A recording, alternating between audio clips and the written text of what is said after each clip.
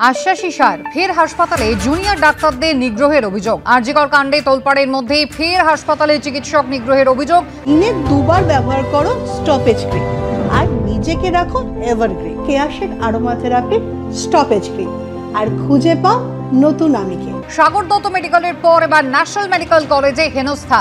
হাসপাতাল থেকে বেরোলে দেখে নেওয়ার হুমকিও দেওয়া হয় বলে অভিযোগ। ওয়ার্ডে উপস্থিত 2 ইন্টার্ন এবং একজন পোস্ট গ্রাজুয়েট ট্রেনিকে অশ্রাব্য গালিগালাজের অভিযোগ ওঠে। মত্ত অবস্থায় জুনিয়র ডাক্তারদের গালিগালাজ করা হয়, চড়াও হওয়ার অভিযোগ উঠল। হাসপাতালে পুলিশি নিরাপত্তা থাকা সত্ত্বেও কিভাবে মত্ত অবস্থায় সার্জারি ওয়ার্ডে ঢুকলেন রোগী ও তার আত্মীয়রা? হাসপাতাল কর্তৃপক্ষের মনোভাব নিয়েও প্রশ্ন তুলেছেন জুনিয়র ডাক্তাররা। তাদের অভিযোগ, এই ঘটনার পরেও হাসপাতালের তরফে কোনো অভিযোগ দায়ের হয়নি। ন্যাশনাল মেডিকেল কলেজ কর্তৃপক্ষের কোনো প্রতিক্রিয়া এখনো পাওয়া যায়নি। এই ঘটনায় রোগী সহ 2 জনকে গ্রেফতার করেছে বেনিয়াপুকুর থানার পুলিশ।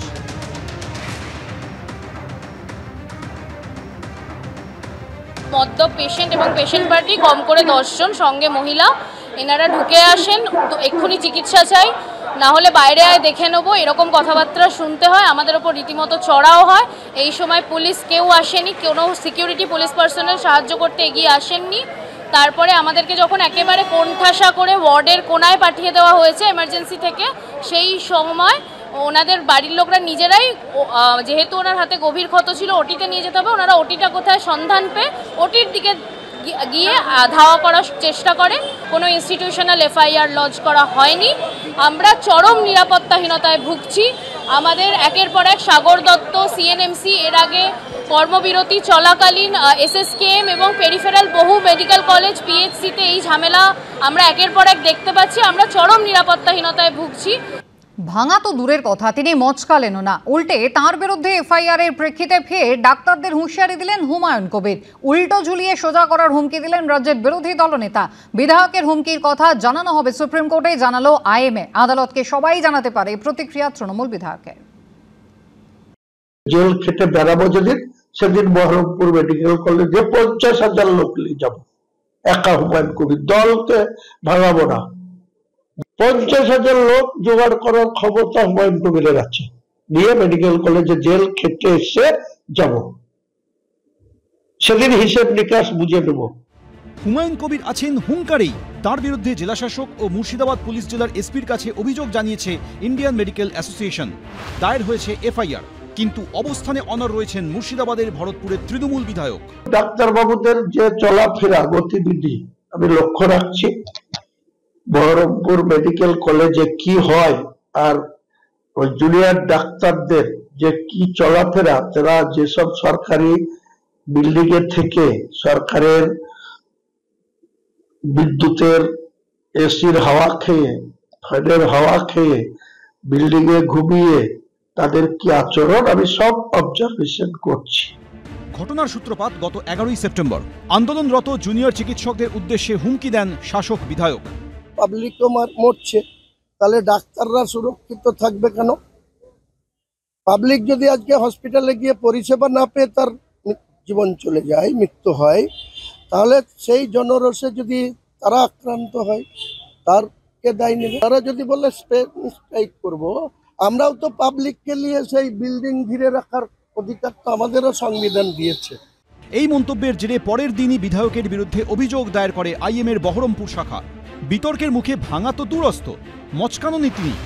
শনিবার দিয়েছেন পাল্টা হুমকি।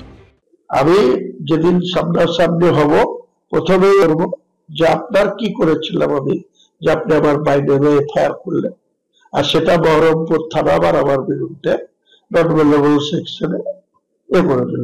আমি জামিন দিইনি, জামিন দেবও না। আমাকে অ্যারেস্ট করুক, জেলে ঢুকিয়ে দেন, জেল খেটে এসে যাব, সেদিন হিসেব নিকাশ বুঝে নেব।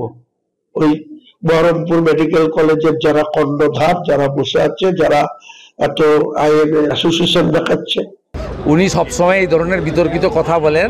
এইসব লোক সম্পর্কে কথা বলা উচিত। এইসব লোককে কি করে উল্টো দিকে ঝুলিয়ে সোজা করতে হয়, সেটা বিজেপি সরকার এলে করে দেখাবো। হুমায়ুন কবির বুঝতে পারছেন না, এরপরে হনুমান কবির বলবে লোকে। হনুমান কবির হয়ে বেঁচে থাকবেন। শাসক বিধায়কের লাগাতার হুমকির সমালোচনায় সরব হয়েছেন চিকিৎসকদের একাংশ। পরিকাঠামো আপনি করবেন না, অন্যদিকে আপনার নেতারা হচ্ছে যে মন্ত্রীরা, এমএলএ, এমপিরা, তারা লোক খেপাবেন, এই যে মুর্শিদাবাদের এক এমএলএ একের পর এক হচ্ছে যে ক্রিমিনালদের ভাষায় কথা বলছেন, সমাজ বিরোধীর ভাষায় কথা বলছেন, তারই ফলশ্রুতি।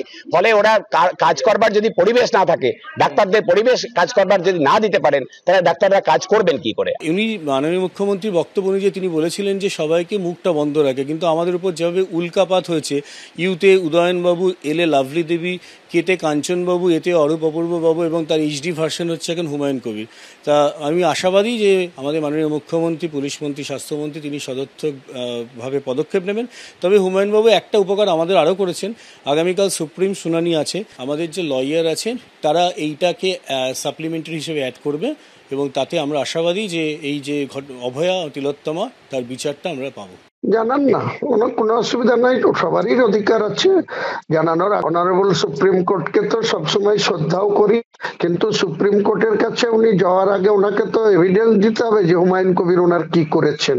শুধু বলেছিলাম জনগণ পরিষেবা থেকে বঞ্চিত হলে, ব্যাহত হলে আমরা জনগণকে পরিষেবা পাই দেওয়ার জন্য জনগণের পক্ষে আছি, প্রয়োজনে জনগণকে নিয়ে মেডিকেল কলেজে যাব, এটাই বলেছিলাম। তো আমার বিরুদ্ধে কোনো শাস্তিমূলক ব্যবস্থা আছে, আমি তা মাথা পেতে নেব। আন্দোলনকারী চিকিৎসকদের আক্রমণ করে হুমায়ুন কবিরের একের পর এক মন্তব্য অস্বস্তি বাড়িয়েছে তৃণমূলেরও। যেভাবে মাননীয় মুখ্যমন্ত্রী তার নেতৃত্বে রাজ্য সরকার একদম সংবেদনশীলতার সঙ্গে, দায়িত্বের সঙ্গে এত সুন্দরভাবে গোটা বিষয়টা দেখছেন, স্বাস্থ্য পরিকাঠামোয় এত উন্নতি হয়েছে এবং এখনও চলছে সেই কাজগুলি, নিরাপত্তার বিষয়, সমস্ত সামগ্রিক বিষয়, সেখানে যদি কোনো ব্যক্তিগত কোনো অবজারভেশন বা ক্ষোভ থাকেও, সেক্ষেত্রেও শব্দ বন্ধ, শব্দ চয়ন, এসবের ক্ষেত্রে সতর্ক থাকা উচিত। কিন্তু কোনো এলাকায় পার্টিকুলারলি কিসের ভিত্তিতে এই ধরনের মন্তব্যগুলি হয়েছে, সেগুলো আমরা নিশ্চিতভাবে দল তার কাছ থেকে জেনে নেবে। কিন্তু হুমায়ুন কবিরের বিরুদ্ধে কি আদৌ কোনো ব্যবস্থা নেবে দল? রাজীব চৌধুরী, শিবাশিস মৌলিক, জয়ন্ত পাল, এবিপি আনন্দ।